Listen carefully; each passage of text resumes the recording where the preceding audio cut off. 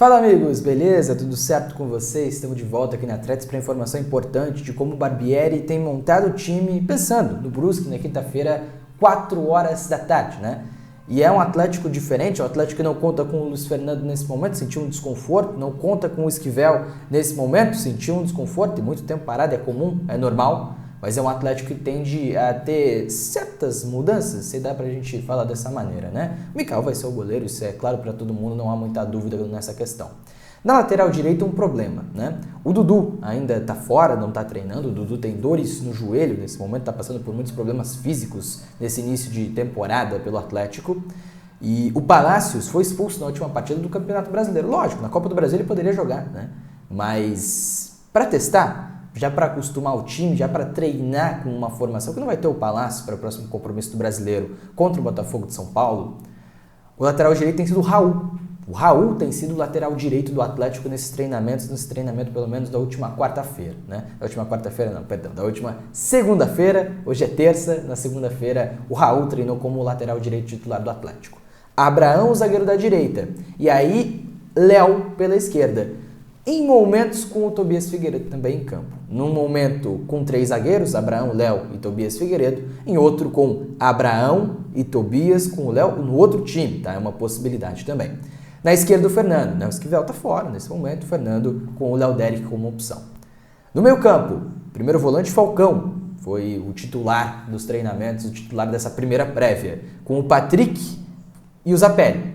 Esses dois jogadores como titulares do Atlético, o Felipinho como uma opção ao banco de reserva, o Juliano alternando também entre os titulares. Então, vê como, e a gente vai analisar logicamente essa escalação, mas vê como o Barbieri coloca o Felipinho fora e o Juliano dentro de uma rotação inicialmente no começo da preparação, né?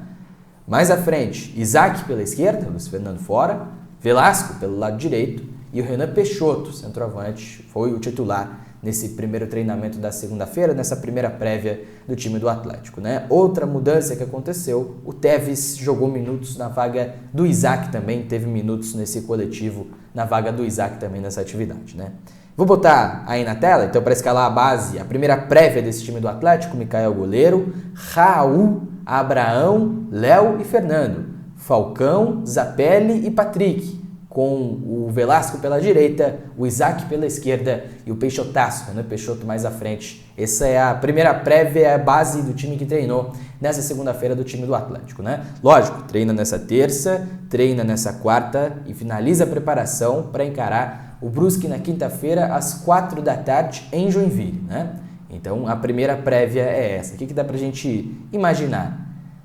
O Palácios não vai fazer tanta falta assim. Claro, é um jogador que ajuda sim. E é um cara que tem muita presença mais à frente. É um jogador que consegue chegar muito bem na última linha, um jogador que tem qualidade, logicamente, para fazer um cruzamento no último terço, para atacar as costas do lateral adversário. Ele tem esse fator físico interessante. Ele prejudica em outros momentos, né? É um jogador que defensivamente é inseguro, é um jogador que pouco consegue combinar com os seus companheiros na questão da associação da jogada. Então é um jogador que fará falta no ataque à última linha nessa ultrapassagem. Porque o Raul não vai fazer isso, né? Ele pode ter orientado, ele pode tentar fazer, mas não é a característica nem de perto do Raul de ser um jogador que vai atacar a última linha, que vai ultrapassar, que vai fazer o overlap, né? Não vai ser o Cafu na movimentação da lateral direita, o Raul, né? E o que dá pra gente imaginar? Normalmente, é um Atlético que tem 3 homens na base da jogada, com um dos laterais na linha da frente. Não de fato como um ponta, mas de fato como um meia pelo lado do campo, né? É interessante, participa dessa combinação mais à frente. O Palácios vinha sendo esse cara, apesar de não ser um jogador que associa muito bem, né? E aí muito mais para atacar a última linha. Talvez o Raul seja o terceiro homem da construção, e aí Raul, Abraão e Léo, como 3 homens numa linha mais baixa com a bola, com o Fernando como o cara mais à frente para se aproximar do Zapelli, para se aproximar do Isaac, etc, né? Não gosto dessa possibilidade, não gosto, porque o Fernando é um jogador que não contribui em absolutamente nada ofensivamente, pelo menos não tem contribuído nessa temporada. Muita dificuldade de associar, muita dificuldade de chegar no fundo, muita dificuldade de fazer esse cruzamento da intermediária também. Então é um jogador que não tem contribuído. Agora, se a intenção é ter Fernando como homem base da esquerda, Léo e Abraão, com o Raul sendo esse cara um pouco mais à frente, aí eu acho que faz um pouco mais sentido, né? É um jogador que, apesar dos pesares, apesar da fase não ser boa, tem possibilidade e qualidade para combinar melhor, para associar melhor com os companheiros. Não vai ser o cara que vai chegar no fundo, não vai ser o cara que vai atacar a última linha do adversário, mas vai ser um cara que tende a ajudar nessa criação de jogada e ser uma opção a mais para fazer os triângulos e para tentar gerar superioridade numérica pelo lado do campo. Acho que é um jogador que tem essa possibilidade, né? O Abraão, logicamente, mantido pela boa fase que vive, não foi o melhor jogo dele pelo Atlético contra o Novo Horizontino, mas muito seguro defensivamente, principalmente pelo alto, né? A disputa entre o Léo e o Tobias, acho que pode ser um teste, tá? Pode ser um teste de uma zaga mais alta, de um Atlético talvez que precise em momentos da temporada jogar com uma linha um pouco mais baixa, um time de mais jogo direto de fato, sem tentar construir tanto. Não acho que contra o Brusque o Atlético deveria fazer esse teste. O Atlético tem que jogar com linha alta, o Atlético tem que pressionar, o Atlético tem que se impor, o Atlético tem que ter posse da bola contra o Brusque, porque se contra o Novo Horizontino, contra o Cuiabá beleza, não ter tanto da bola, e aí, logicamente, a gente entra num debate aqui, né? Mas pra mim, se não é a ideia do Barbieri, tá tudo bem, são times de nível parecido, ou pelo menos mais próximo. O Brusque não se assemelha nem um pouco a isso, o Brusque é um time muito ruim, muito abaixo.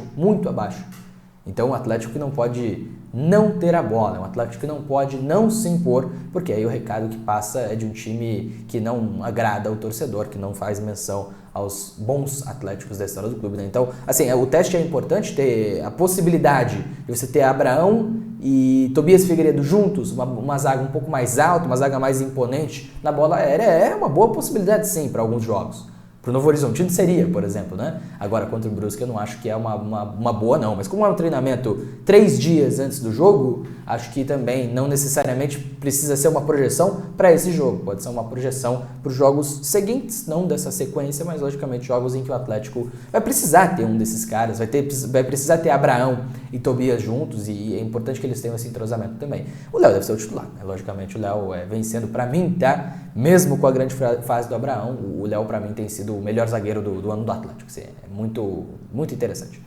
Esquerdo do Fernando não tem o que fazer, né? O Esquivel é o jogador que sente agora, vamos ver se ele vai ter condição, ainda tem esses 2 outros dias para tentar recuperar e jogar na quinta-feira.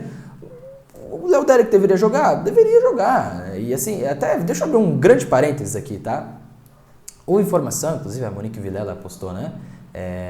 De que o Léo Derek não joga porque ele foi formado como um ala esquerda, o que é verdade, e, assim, não dá pra gente desconsiderar isso, né? O Léo Derek não joga porque ele não é considerado pela comissão um cara seguro o suficiente para fazer a função defensiva e a função ofensiva como lateral, né?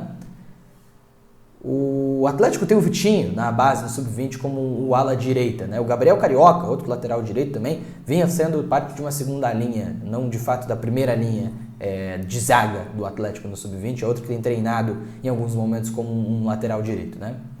O João Gomes é outro lateral direito da base, outro jogador que poderia ser utilizado, outro jogador que nesse momento e nos momentos anteriores pelo sub-20 do Atlético também vinha sendo ala direita de fato, né? Então você entende que essa possibilidade, essa questão do sub-20, jogar com 3 zagueiros e 2 alas, ter laterais muito ofensivos, ela impossibilita que esses caras sejam utilizados no profissional? Pô, verdade, isso faz sentido, não dá pra dizer que não faz sentido, tá? Agora, isso também não é eximir ninguém de culpa. Se o Atlético forma jogadores que não podem jogar no time profissional, se o Atlético forma jogadores que a comissão profissional, não só essa, mas as anteriores também, avaliavam que não tinham nenhuma possibilidade de jogar, alguma coisa está muito errada nessa formação. Alguma coisa está muito errada nesse processo. E aí, beleza, a gente entrevistou o Caco Espinosa no passado, né, que era o treinador do Sub-20 do Atlético até a última temporada. E ele nos disse, né, e até fiz a pergunta sobre padronização, sobre ter uma ideia de jogo e padronizar essa ideia no profissional, no sub-20, no sub-17, no sub-15, para que os jogadores fossem formados com o norte e pudessem ser utilizados no time profissional. E a resposta dele é maravilhosa. Acho que eu não vou nem, não tem como colocar aqui, mas eu lembro assim que foi muito boa o que ele fala, né? Como é que eu, treinador do Sub-20, vou fazer com que o jogador só jogue em uma função e não se adapte nas outras, sendo que o cara que comanda o profissional muda a cada 2 meses. E a cada 2 meses é um cara com um jogo muito diferente um do outro. Então, cara, né? Ele tá errado? Ele não tá errado. Errado tá o Atlético em demitir treinador. Errado tá o Atlético em não ter convicção nenhuma do treinador que ele contrata. Errado tá o Atlético em não conseguir manter por um ano não, por 6 meses. 6 meses. Errado tá o Atlético em não manter um treinador e uma ideia de jogo por 6 meses nos últimos 40 anos. Ah, se tem exceções? Lógico que tem exceções, tá? Mas a regra é de um Atlético que não consegue fazer isso. E aí eu não consigo, eu não consigo culpar o treinador da base que coloca o cara para jogar em várias funções, porque o Léo Derek pode ser utilizado como lateral, pode ser necessitado que ele possa ser ponta, pode ser necessitado que ele faça essa função intermediária como um ala, pode ser necessitado que ele seja volante, que ele seja... Cara, assim, depende do treinador. E aí passou o Cuca, passou o Varini, passou o Barbieri, tá passando o Barbieri, né? Passou Juca Antonello, passou Juan Carlos Osório, passou Wesley Carvalho, caras completamente diferentes um do outro, né? Então, assim, é uma questão que é muito complicada. Na teoria, o Léo Derek poderia fazer as duas, poderia fazer a lateral esquerda, mas é aquela coisa, né? Quando você não se especializa em nada, quando você tenta virar especialista de tudo, você não é especialista em nada, né? Enfim, fecha esse parênteses enorme, tá?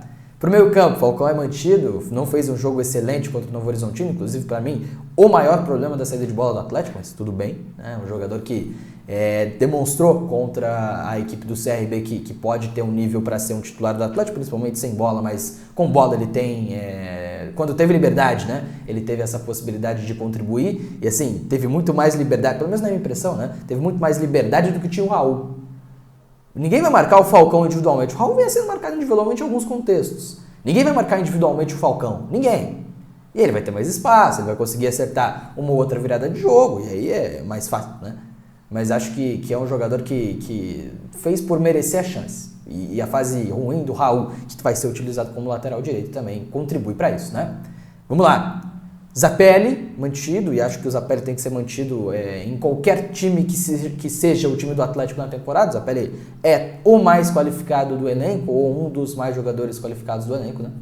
O Patrick na vaga do Felipinho me surpreende. Não que o Patrick tivesse vindo mal, o Patrick veio de bons jogos, fez um bom jogo contra o CRB, quase faz o gol, veio de um bom jogo contra o Novo Horizontino, ele possibilita muito mais combinações pelo lado esquerdo do campo, inverte melhor com o Zapelli, consegue fazer esse balanço melhor do que o Felipinho, apesar do Felipinho também, para mim, desde o início do Campeonato Brasileiro, vir bem nesse time do Atlético, né? Mas não gosto da entrada do Patrick no time, acho que o Felipinho deveria ser mantido, não consigo dizer que não entendo, tá? Acho que também dá pra gente entender essa entrada do Patrick no time.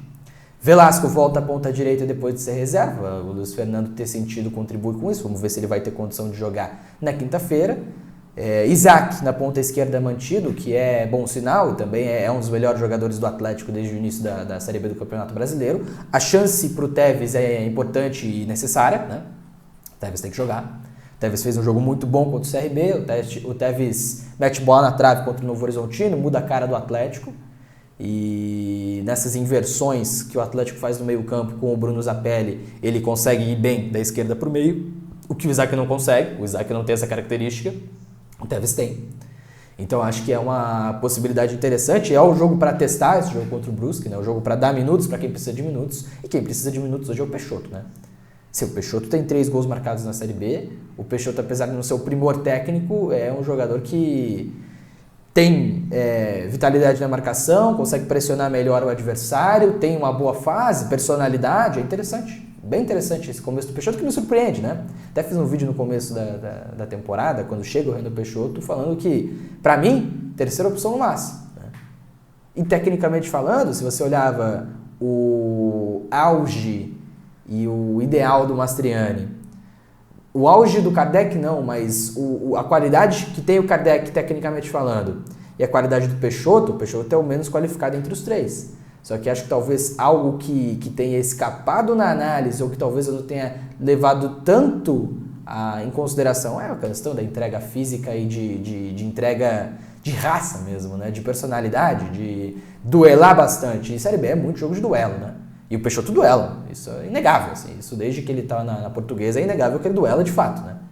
Então, talvez tenha errado nessa pela questão técnica. Assim. Acho que na questão técnica ele não é esse cara o melhor jogador, o primor, não, para mim não é ele não é melhor que o Kardec, por exemplo, tecnicamente falando.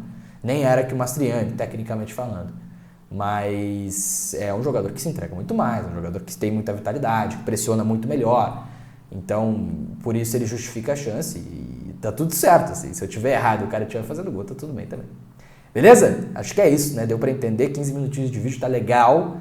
Teve esse parênteses extenso aí sobre a formação do Atlético, que é um dos grandes pontos de questionamento há certo tempo, né? Desde que o Felipão extinguiu o time de aspirantes em 2022. Beleza? É isso, tá? A gente segue informando. Amanhã tem Arena, 11 horas da manhã. Quinta-feira, 3h30 da tarde. Atlético e Brusque. Copa do Brasil. Lembrando, né? Copa do Brasil não significa nada na temporada do Atlético. A Copa do Brasil é só um bônus. A Copa do Brasil é para dar moral. A Copa do Brasil não tem que ser priorizada. A Copa do Brasil é para testar. A Copa do Brasil significa 0 na temporada do Atlético nessa luta para voltar à Série A do Campeonato Brasileiro. Beleza? Abraço. Deixa o like, viu? Ó, e se você tem o YouTube Premium, é importante. Vai nos comentários, arrasta para o lado e clica no hypar. Ajuda muito, tá? Ajuda muito, mas o like ajuda mais. Deixa o like também. Mas assim, o hypar ajuda, é um novo contexto, é uma nova questão que o YouTube está colocando aí para os vídeos, para os criadores de conteúdo, enfim. A gente no jornalismo aqui está lutando também para cada vez mais ter mais audiência, beleza? É isso. Abraço. Tamo junto. Até a próxima. Valeu.